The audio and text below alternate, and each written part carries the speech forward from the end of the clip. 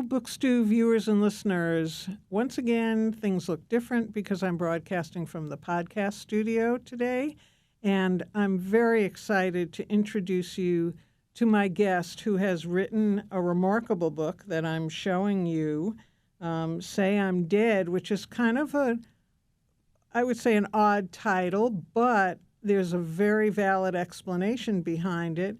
Welcome, Dolores Johnson, and I wanted to mention that you and your book appeared in the Boston Globe's Wisdom issue last Sunday with a little interview, which I was very excited to see. Welcome to Book Stew, and can you describe for us the main family situation that turned into this amazing memoir? Well, thanks so much for having me on Book Stew, Eileen. I'm very happy to be here. My father is Black, my mother is white. They met in 1942, Indianapolis, which was Klan country, Ku Klux Klan country, where there had been a lynching of two Black men, partially because a white woman claimed they had raped her, and then later recanted after they were home. They were lynched. And when my father met my mother, they were working at the same place. He was the handyman, and she was the mail clerk. And he was sent to the mail office to build the shelves for the packages. That's how they met, when neither one of them had ever had a social relationship with a member of the opposite race. And the consequences of their marriage and when they got married are very significant. So when they got married, it was actually illegal in Indiana for Black and white people to marry. Is that right? That is right. So that is called anti-miscegenation law. And it actually existed in most of the United States at one time. In Indianapolis, in Indiana, where they lived, there was an anti-miscegenation law that called for at least 7 years at hard labor for both the man and the woman in prison, should they try to get married. And those kind of laws also included Native Americans, Chinese, and anybody else who was not white could not marry a white person. In addition to that, the town council was pretty much composed of members of the Ku Klux Klan. And so when they started to date, my mother was not aware of the consequences of being with a Negro because, as she told me in many years later when we first talked about this, Negro business wasn't white people's business, which meant that she lived in a Catholic white neighborhood. They had never socialized with any Black people, didn't know any personally. And so my father had to explain to her how dangerous it was to be together. And so, in fact, their desire to get married could only occur if they left Indiana. And my father was so afraid of the law coming after them. He convinced my mother that she had to leave her family without a trace so that no consequences would follow them. And they fled to New York State, which had never had an anti-miscegenation law where they were legally married. So, that was 1942. And what year was the Supreme Court decision on Loving that allowed for interracial marriages? 24 years after they had been in hiding, the Supreme Court passed the Loving decision, which banned the anti-miscegenation laws in the remaining 15 states of the United States. At that time, I was 19. That just, I guess I had mentioned to you before that I was, of course, aware of the Loving decision and the impact that it had, but I never thought about people who wanted to be together before Loving, and that's what makes this part of what makes this such a remarkable story. And your mother's courage in basically leaving her family with no trace, and the devastation that it did to your family and her family is just amazing. I try to picture reading the book, what was going on in your mother's head, and how she knew that she loved your father. They obviously had a very strong love and connection for each other. But did your mother ever express her opinions about racism and about the fact that it was the racist laws in the country, in those states, that made her situation so dire? My parents, as we raised us without discussing any of that. I think they had discussed it among themselves and decided they didn't want to bring that hate into our upbringing. And so what the law was never mentioned. But it turned out that my mother was Catholic, and she maintained that when she married my dad, and he was Protestant. And she took my oldest brother to the first grade at the local Catholic school, where she met another white woman that had a little brown daughter. And that woman opened up another world to my mom, because they lived in a Black neighborhood, and the neighbors never invited her for a cup of coffee or to go shopping or anything like that. But this woman, Marie, was also married to a Black man, and they had a circle of friends. And most of them were white women married to Black jazz musicians who played at a local nightclub. It was the hot spot in Western New York, where people came from Canada and Ohio and Pennsylvania to hear them. And that became my mom's circle of friends. And so as we grew up, in the midst of this clique club, as they called themselves, their kids became my cousins. It was the maid family, where we had a cocoon where our situation was normalized. Whereas when we went out into the general public, we had all kinds of trouble. People would push their kids so they would be away from us and not touch us, spit on the ground when they saw us coming, say all kinds of nasty things under their breath, refuse to sit next to us on the bus, and so forth. So my mom ignored all of that and concentrated on trying to give us a positive upbringing. Yeah, the Click Club was a very joyous part of the book. The pictures, your description of what their gatherings were like, that was maybe almost the real normal part of your upbringing, because most of us had parents who, socialized, and it was always a treat for the kids to either hang out under the table or on the stairs and listen in to what the grown-ups were doing. Would you like to do a reading for us from the book? I would. I have something for you. Great. And it goes back to when my parents are first getting involved. My mom has gone over to my dad's apartment for the very first time. Charles handed Ella the Coke she asked for before pouring a straight whiskey for himself. She raised her glass and made a toast. Here's to it, and to it again. If you don't do it when you get to it, you'll never get to it to do it again. Where'd you learn something like that? Charles said. That proves you don't know everything about me. The fellows at the Catholic Thespian Society taught me that after our rehearsals. Anyway, no fools, no fun. He liked the life in her eyes, the spirit in her soul. Without it, he realized, she would never have taken the chance to come and see him. Charles turned the radio to a moody blues tune, guitar wailing and harmonica crying.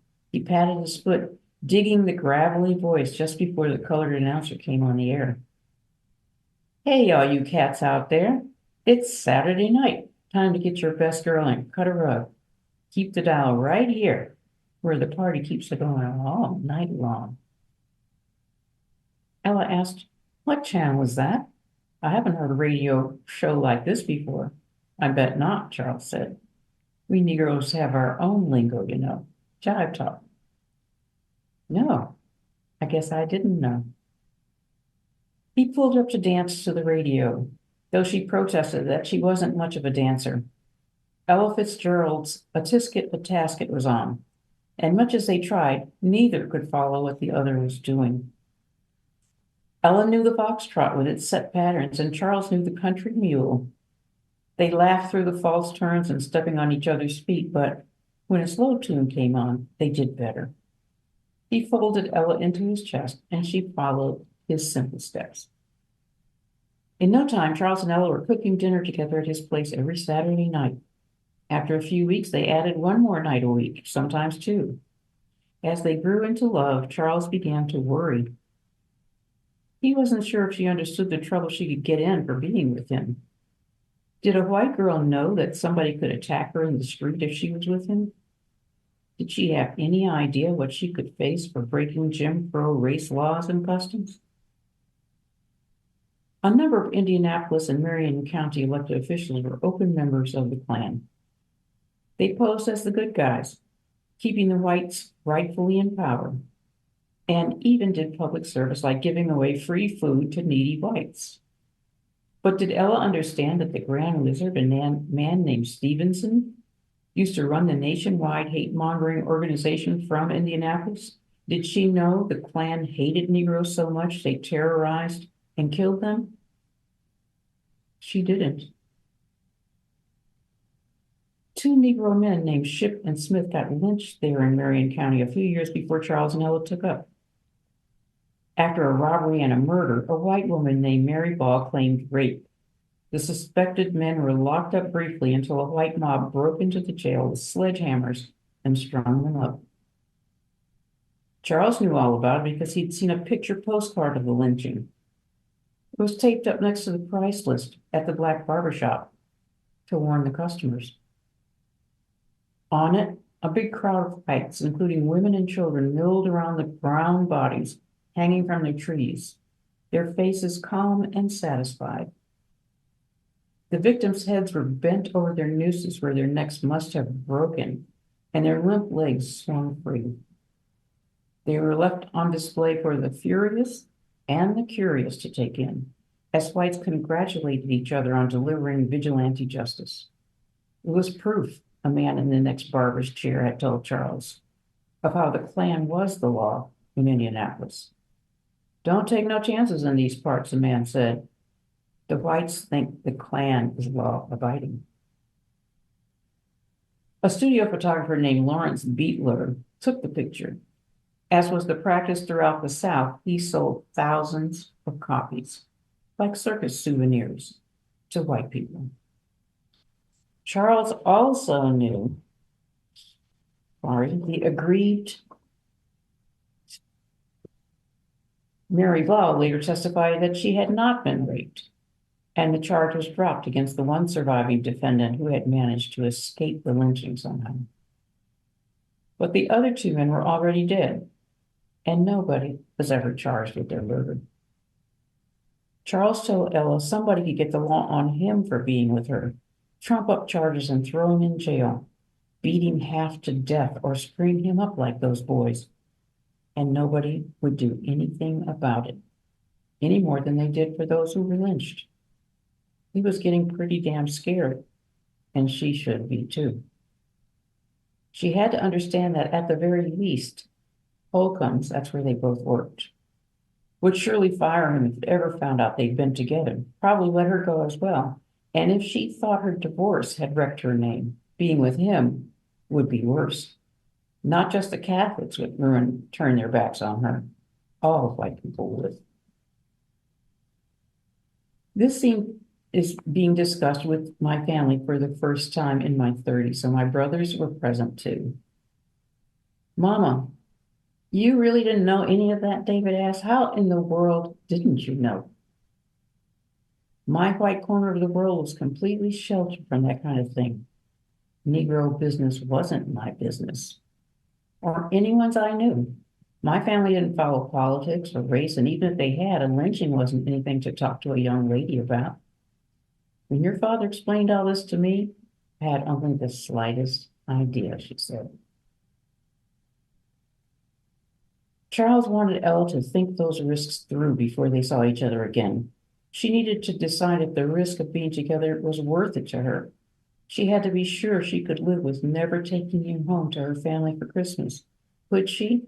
And did she want to stay home? Did she want to stay on her toes, alert and discreet, so they never made that one mistake in public that would ruin her life? He had never been so serious. Charles took Ella by the shoulders and finally said it, that he loved her so much he was willing to face the danger to be with her. His forehead sweat and his voice dropped deep with desperation when he had said he had to be sure she loved him the same. He pulled her tight into his chest and stroked her thick curls as he bent to kiss her neck. Think hard before you answer me, he said. I mean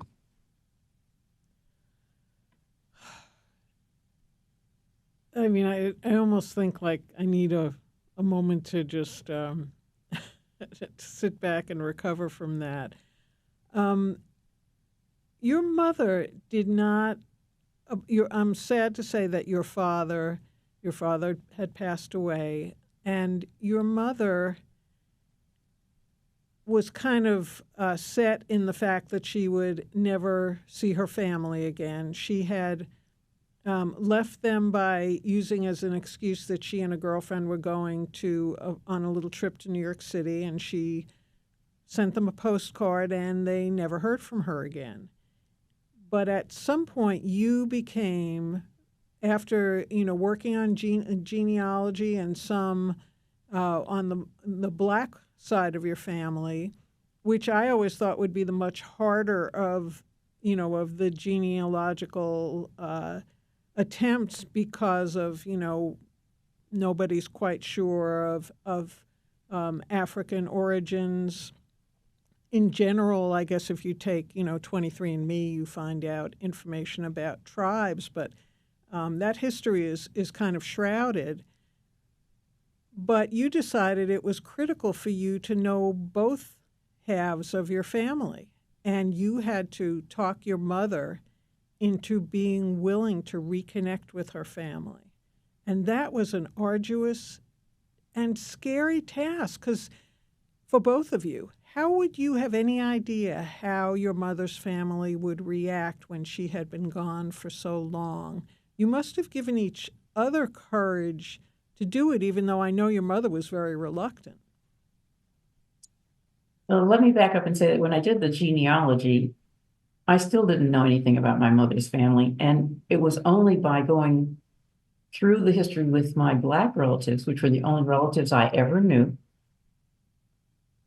that I put 6 generations on a genealogy chart, and only looking at that huge number of people did the light bulb go off. I was a married woman in my 30s when I realized my mother was the only white person in my family. And I knew that wasn't right. She had to be from somebody somewhere. And that started the search for the white family. When I went to my mom, and I had asked for a family dinner, and I was living in New Jersey and everybody else was still living in Buffalo.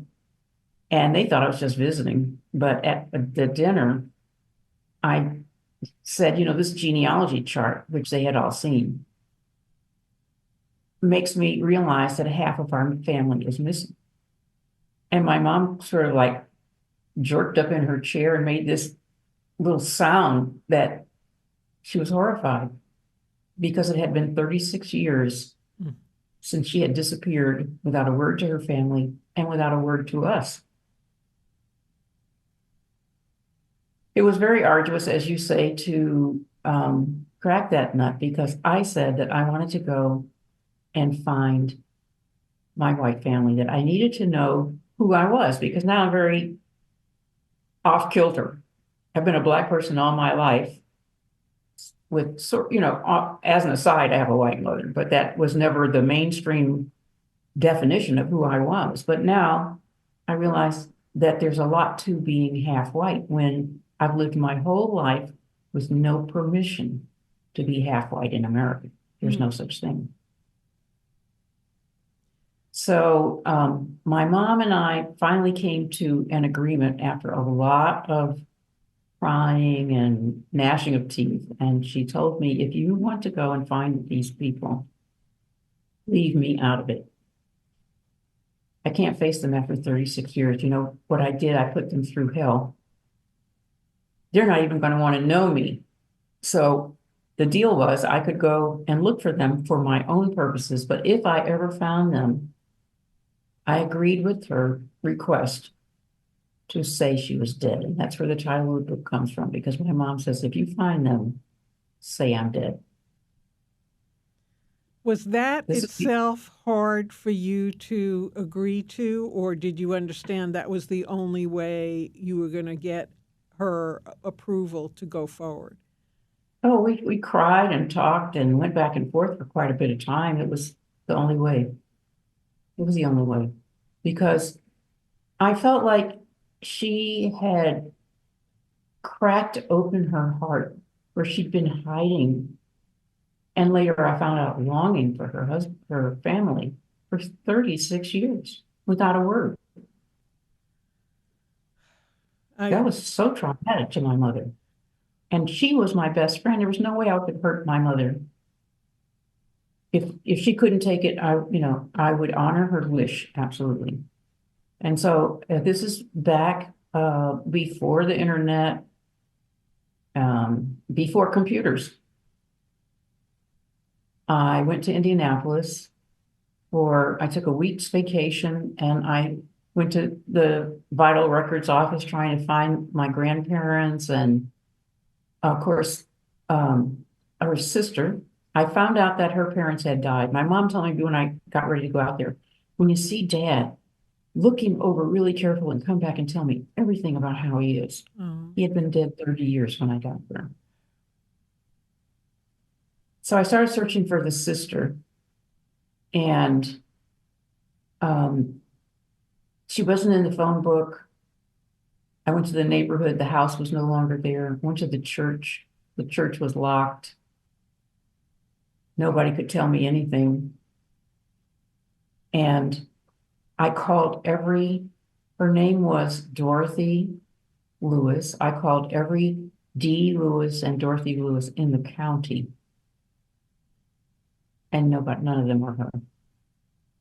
I read every handwritten marriage license for 10 years, and she wasn't there. So I was leaving to go back to my husband in New Jersey, where we lived, with only these death certificates for the grandparents. And I am a person who habitually goes everywhere early, and I arrived at the airport well ahead of time. And I thought, I'm going to call that church again and see if I can get that priest. That's my last person I haven't completed this task with. And he answered the phone. This is in a phone booth. People may not know how phone booths used to be, but you've got a door that slides closed, and there's a phone book printed and it's hanging on a chain. And so I put the money in, I call, and the priest finally answers. I've left him so many messages, and he has never called me back. And he says, oh, yes, I found your aunt. She got married here at the church, because the family always went to that church. I knew if there was a marriage, it had to be at that church. And he said she married a guy during the World War II, who was stationed in California. Now what am I supposed to do? I don't know anybody how to find these people in California. But he gave me the name. I look in the phone book, and there's the name of the man, Anthony, Boehle. And I call the number, and a woman answers. And I say, is this Dorothy Boehle? And she answers me in a bothered way.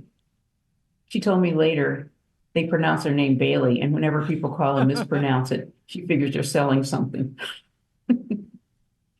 Anyway, I go through a list of questions, and I say, you lived at this address, and your father's name was this, and he worked here, and he was an electrician, and there was an affiliation with the Indianapolis 500 racetrack and this and that. And she's saying, yes, yes, yes, yes. And I say to her, you had a sister who disappeared. And she sucks in her breath, and I can hear this chair rattling in the background. It's furniture. She said, yes. And I say, her name was Myrna Elizabeth. And she says, no. And I'm out of questions. This is everything I know. And so I just repeat the questions. And then I say, her nickname was Ella. And she says, yes, Ella, that's my sister. You know how you have a cousin named Junior? And you don't know his name is Frederick? Right. You know? It was like that. Anyway, I told her I was at the airport. I was her sister's daughter. She was out of breath, and she said, stay there, don't move, I'm coming. This is before TSA and all that. So I'm in this crowded airport. People are rushing around. She didn't ask me, what do you look like? What gate are you at? What airline, flight? Nothing. So now I'm waiting. And after about 20 minutes, I see this elderly woman, and she's staggering up the concourse, and her eyes are fixed on me. And she walks right up to me, and she says, it's you, isn't it? I see my sister in your face. Oh, I just about fell on the floor.